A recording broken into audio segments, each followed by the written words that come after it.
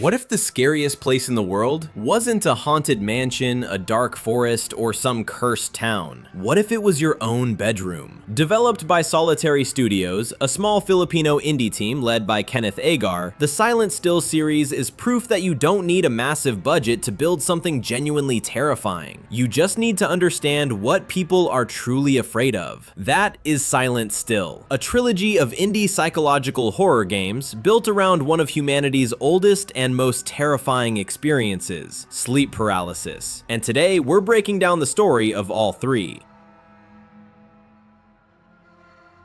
The first game drops you into the most ordinary of settings, an apartment, your apartment. And that ordinariness is the point. There's no grand conspiracy at the start, no ancient evil, just a person, someone clearly under tremendous stress, going to bed after another difficult day. Work weighs on them, life weighs on them, and as they drift off to sleep, something shifts. The game is structured in chapters, each one a sleep paralysis episode, and this is where Silent Still earns its horror. You're not running, you're not fighting. You are lying in your bed, paralyzed, while the world around you begins to warp. Shadows that shouldn't move, move. Figures appear at the edge of your vision. You strain to look, to wake up, to do anything, and your body refuses. The helplessness is the mechanic. The helplessness is the story. Between episodes, players explore the apartment in its waking state, poking around the protagonist's computer, piecing together who this person is, what they're going through, what might have opened the door to whatever is now haunting their sleep. The lore is subtle and scattered, buried in messages and documents designed to leave you asking questions rather than handing you answers. The story unfolds across 3 chapters, each sleep episode growing more intense, more unnatural, more wrong. What starts as a disturbing but explainable nightmare quickly crosses into something that feels less like a product of the mind and more like something that has found the protagonist and decided to stay. The ending is abrupt, deliberately so. The game doesn't tie a neat bow. Instead, it leaves you in that space, that liminal, paralyzed space between what's real and what might be hunting you. Because the most important reveal of Silent Still 1 isn't a plot twist. It's a question. Is this all in your head, or is it not?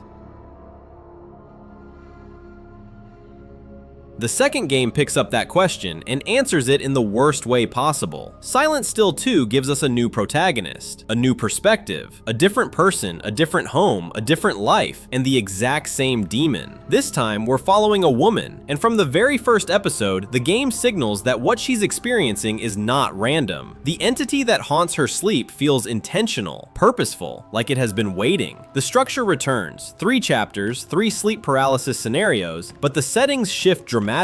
Where the first game kept us in a single apartment, the sequel moves its protagonist through different environments across different nights. Each scenario is more suffocating than the last, the dread building in layers until you can barely breathe alongside her. But here's where the story deepens. As you piece together the details of her life, through the environment, through clues, through the game's quiet storytelling, a pattern begins to emerge. The lore of Silent Still 2 quietly, carefully begins connecting itself to the first game. The demon that terrorized the protagonist of Silent Still 1 did not simply go away when the credits rolled. It followed, or perhaps more accurately, it spread. The second game introduces the idea that this entity, this presence born from the paralyzed mind, is not a hallucination. It is something that has tethered itself to people, something that moves between victims, something patient. And then the ending hits. The twist at the end of Silent Still 2, which players widely described as genuinely shocking, reframes everything you thought you understood. The line between the supernatural and the psychological collapses entirely. What this entity is, where it comes from, what it wants, it all snaps into terrible focus in those final moments. One reviewer put it perfectly: "We played the game, we won stupid prizes, and now we are stuck with this demon tethered to us." Silent Still 2 doesn't just raise the stakes, it changes the rules. This isn't just about sleep paralysis anymore. This is about something ancient that has been feeding on human fear, human stillness, human vulnerability for a very long time. And now there's a third victim in the story.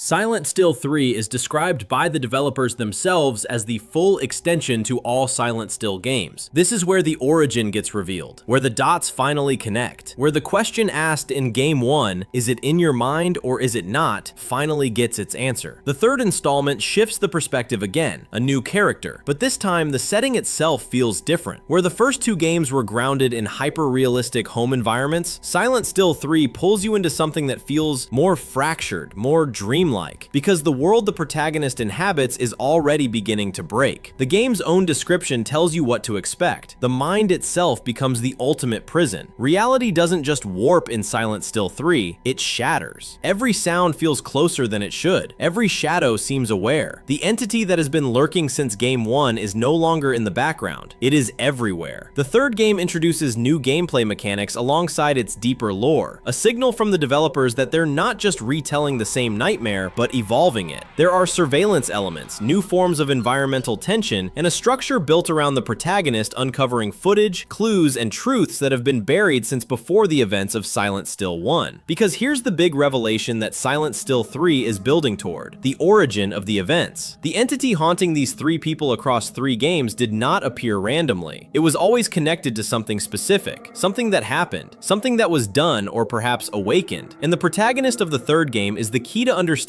what that something is. The trilogy's final chapter is a payoff story. It reaches back, links everything together, and drags the full weight of the horror into the light. The paralysis was never just a condition, it was a door, and something on the other side knew exactly how to open it. Silent Still is remarkable for what it doesn't do. It doesn't give you a weapon, it doesn't let you fight back. It strips away every tool a horror game usually hands you, and leaves you with only your eyes and whatever courage you can muster while lying perfectly, horrifyingly still. The story of all three games is really one story, about vulnerability, about the fear that lives in the body's own betrayal, about the idea that the thing watching you in the dark might not disappear when you wake up. And apparently, it's the dark, the stillness, and the feeling that something is in the room with you right now.